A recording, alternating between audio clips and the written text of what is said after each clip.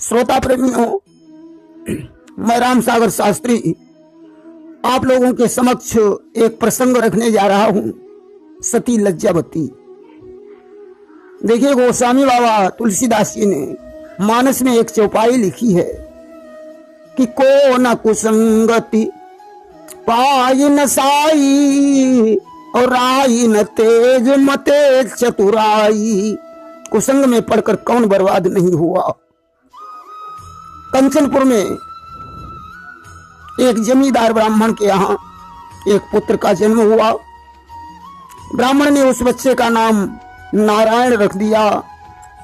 बड़े लाड़ प्यार से उसका पालन पोषण किया, पढ़ाने लिखाने के लिए स्कूल भेजा। नारायण 16 वर्ष का हो गया।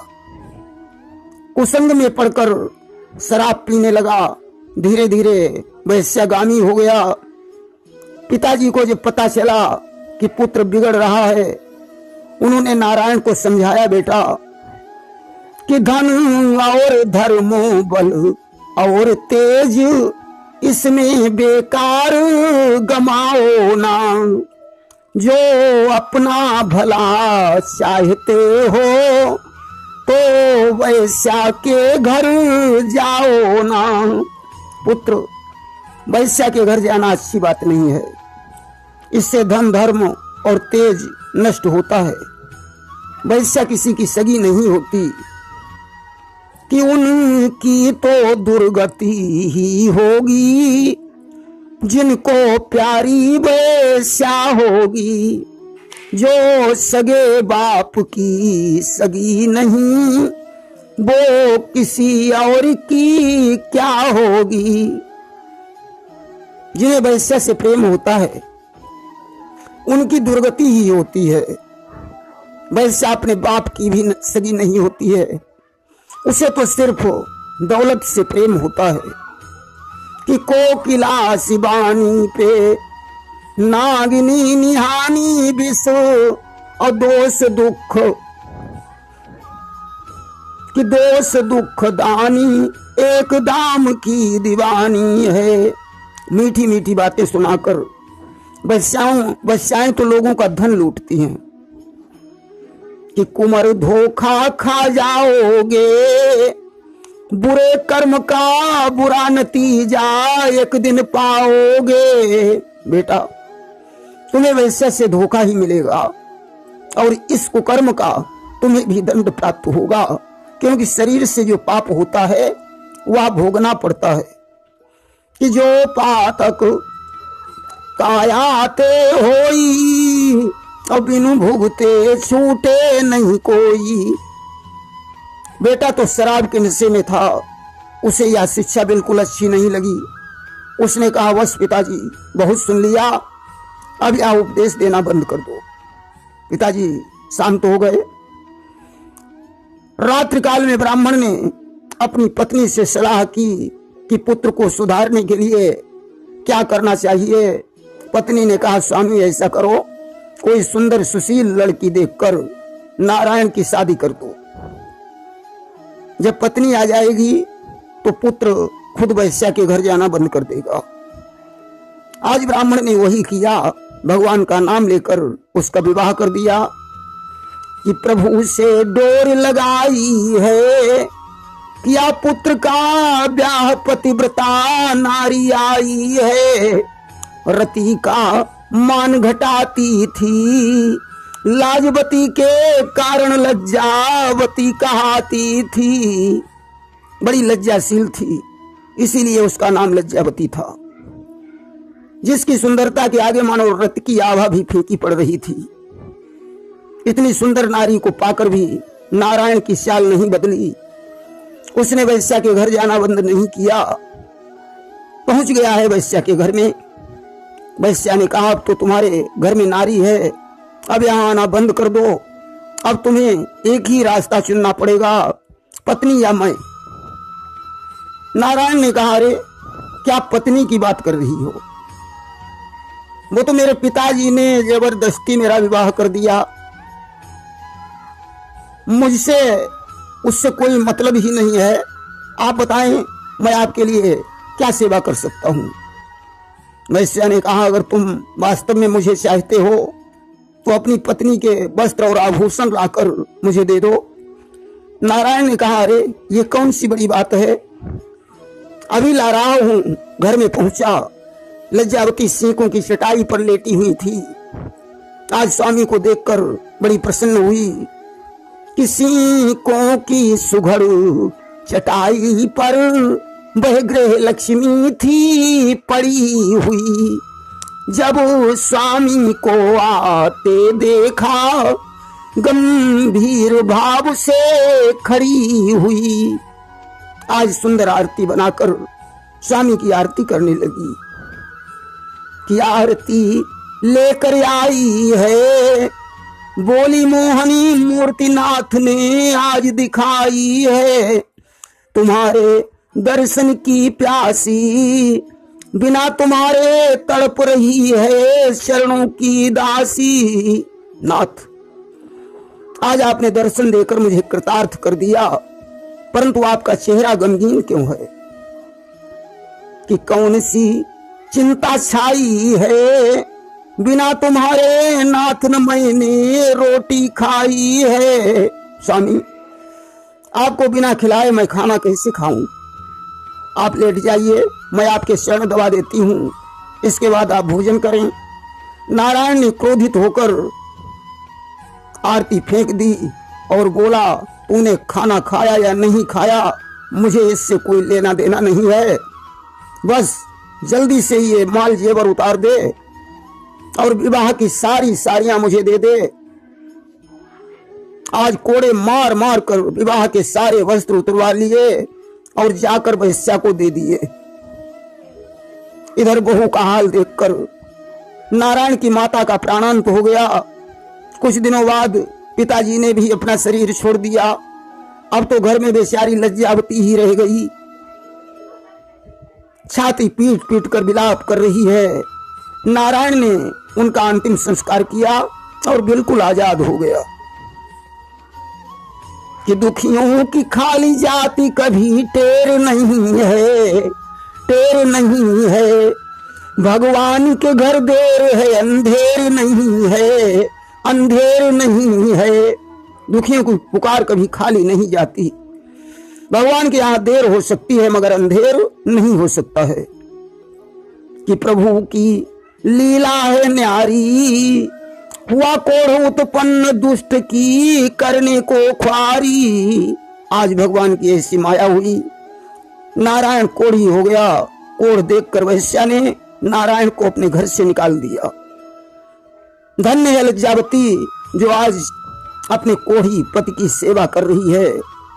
घाव धोकर दवा लगाती है, मक्खियां उड़ाने के लिए पंखे से हवा करती है। मानस में लिखा है कि वृद्ध रोग बस जड़ धनहीना, अंध बधिर क्रोधी अति दीना। बूढ़ा, रोगी, धनहीन, मूर्ख, अंधा, बहरा, गुस्सेबाज, कंगाल, कि ऐसे उपति कर किए अपमाना। नारी पावु जम पुर दुख नाना। ऐसा भी यदि पति मिल जाए तो उसका अपमान करने से उस नारी को नरक में जाना पड़ता है। कि हवा पंखे से करती है, वह सतवंती नारी पति की सेवा करती है। आज धीरे धीरे नारायण का कोढ़ कुछ ठीक हो गया। अब तो इसका मन फिर वेश्या की तरफ भागा। इसने कहा कि जो तुम असल पतिव्रता नारी, तो लई चल वेश्या के ढींग प्यारी। अगर तुम वास्तव में पतिव्रता स्त्री है तो मुझे वेश्या के पास ले चल। कि मेरे इस मन को समझा दे, एक बार फिर पास मुझे वेश्या के पहुंचा दे। सती ने कहा, ठीक है नाथ, आओ मेरे कंधे पर बैठ जाओ, मैं तुम्हें तुम्हारी वेश्या के दर्शन करवाती हूं। आज पति को कंधे पर बिठा लिया है कि पति को कांधे पे अपने बिठाए, लज्जावती द्वार वैसा के जाए। पति को कांधे पे अपने बिठाए, लज्जावती द्वार वैसा के जाए।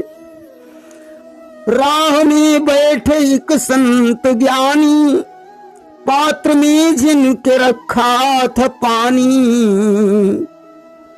नीर फैला मुनि जी रिसाए, लज्जावती द्वार वैसा के जाए। रात्रि का समय था। लज्जावती अपने स्वामी को कंधे पर बैठाए हुए वैश्या के दरवाजे पर जा रही थी। मांडव्य ऋषि रास्ते में बैठे हुए कमंडल में जल रखे हुए भगवान का ध्यान कर रहे थे। अंधेरा होने के कारण लज्जावती को कुछ दिखाई नहीं दिया। अस्तु पैर की ठोकर लगी, कमंडल का जल फैल गया। अब तो मांडव्य ऋषि को क्रोध आ गया।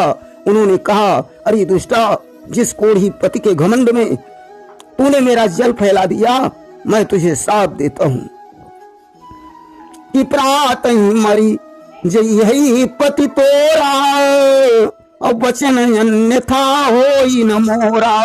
कल सवेरा होते ही तेरे पति की मृत्यु हो जाएगी, चाहे सारा संसार पलट जाए, परंतु मेरा शाप झूठा नहीं हो सकता है। अब तो लज्जावती मांडव्य ऋषि के चरणों पर गिर गई। मुनिवर, मेरा पति ही मेरा जीवन है, कि जिए बिनु दे हो नदी बिनु बारी, तैसे ही नाथ पुरुष बिनु नारी। पत्नी का जीवन बिना पति के उसी प्रकार है जैसे नदी में नीर नहीं, जैसे शरीर में प्राण नहीं। एक बात और हम आप लोगों को बताना चाहेंगे, सुहागन और अभागन में क्या अंतर है। सिर्फ 2 लाइनों को सुनकर आप लोग अंदाजा लगाएं कि दिल से जोग साधे तो जोगन वही है, पिया जिसको चाहे सुहागन वही है। पिया जिसको चाहे सुहागन वही है, पिया जो न चाहे अभागन वही है। पिया जिसको चाहे सुहागन वही है, पिया जिसको चाहे सुहागन वही है। जो दिल से जोग को साधे वही सच्ची योगन है। जिसका पति जिसे चाहता हो वही सुहागन है, जिसका पति नहीं चाहता हो संसार में वही अभागन है। आज लज्जावती ने कहा कि संत हृदय नवनीत समाना, संत का हृदय मक्खन की तरह मुलायम होता है। और आप इतने क्रोधी हैं, अरे आप कैसे महात्मा हैं। महान आत्मा यस्य सा महात्मा, जिसकी आत्मा महान हो उसे महात्मा कहते हैं।